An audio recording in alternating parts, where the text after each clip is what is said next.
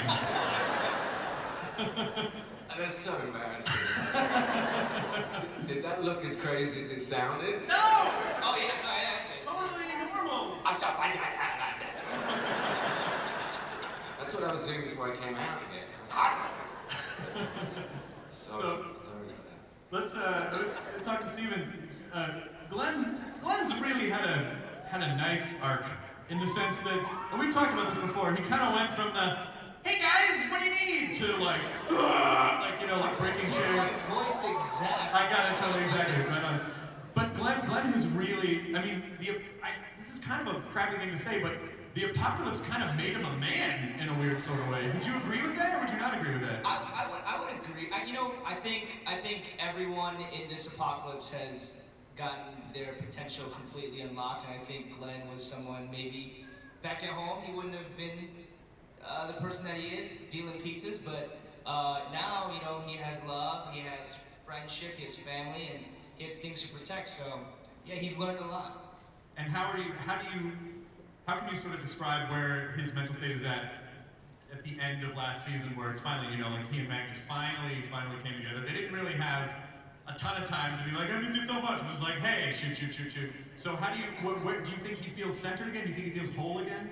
I think for him, last season he overcame an incredibly impossible task to find the people that he lost, and he held out hope, and it got him to that place.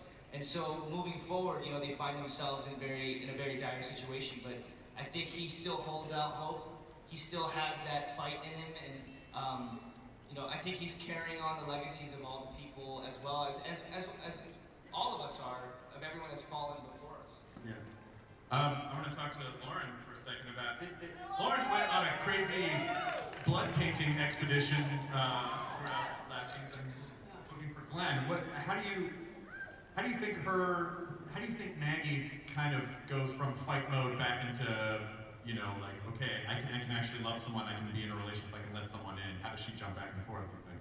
It's funny because the physicality of the show exhausts you so much, and I think we all know how much easier it is to cry when you're tired, like a 3-year-old. Yeah.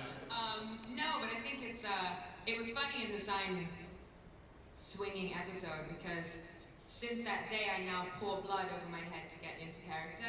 Oh. Those scenes, yeah, I don't feel prepared unless I pour blood over my head. But yeah, I think it's what makes this character is you do what you need to do, and very often what you need to do is kill 7 to 10 people at a time, and then snatch a moment to express the feelings. Do you think it's possible, and let's just say at the beginning of season 5, they go, oh, we found a cure for zombies, and it's orange juice or whatever, and then everyone's fine. Do you think these characters could, do you think they could ever settle down at some point and find a normal life, or do you think they're just kind of broken forever? Oh, that's a good question. I feel like even if we cured the orange juice, there would still be a lot of bad guys out there. I think we can all agree that once this happens in the world, nobody's going to be the same after, so maybe, I don't know, I'd like to start a school. For blood art? Yeah, blood art, yeah. I'm very excited to have Michael Cutlets here because he's never been to Comic-Con before. Abraham was in the comics, Abraham is a statuesque V-shaped man. So how did you get, when you read the comics, when you looked at the comics, did you picture yourself like, yeah, I'm this guy? He's a punk in the comics. No, it was interesting because I obviously don't look like that. I don't know if too many people look like that in real life. It's comic book Abraham. So I decided I was going to meet him somewhere in the middle, do my end to get to where I could, and it's all about attitude mostly. So he's a badass. How did it feel?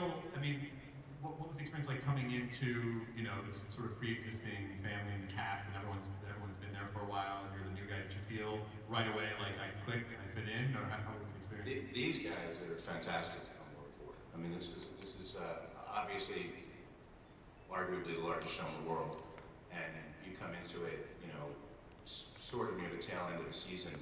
It's interesting, yeah. And they made it easy. They all welcomed me.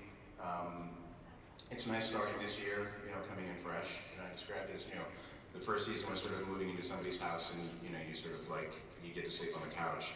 And this year they built me a room.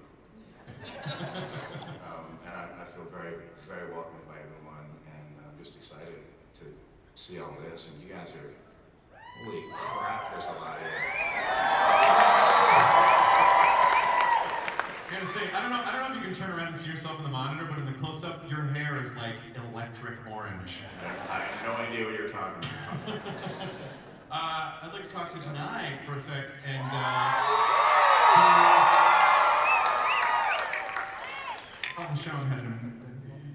Michonne had such an amazing season this past season, and seeing so many different sides of Michonne, what is more challenging for you, when you get all torn up physically, or is it like when you get torn up emotionally? Like what's more challenging for you as a performer? Thank you. I actually really loved both sides of her, and I love that this character probes me to both sides. Like, I have got to go there for her in whichever direction she needs me to. And initially, I was really afraid of how physical she was, because she's definitely more agile than me. So I had to catch up, and I consistently have to catch up with what she's capable of. But actually, even before she was able to start working through her own old wounds, there was emotional stuff that was under the surface that I had to stay connected to that was actually proved to be really challenging, because it was really dark, hard stuff that she was holding on to so tightly. So that was actually very challenging. And then now she's kind of in a different place, which is really somewhat easier in some ways to play, but also challenging because she's vulnerable, and that can be hard for her because she's enjoying being tough, but she knows that's not all she is. So they've both actually been really enjoyable to do as a performer, but both very challenging. And every script you pick up, you're like, okay, you gotta like pull that off this week in terms of the physical needs. So she's keeps me on my toes.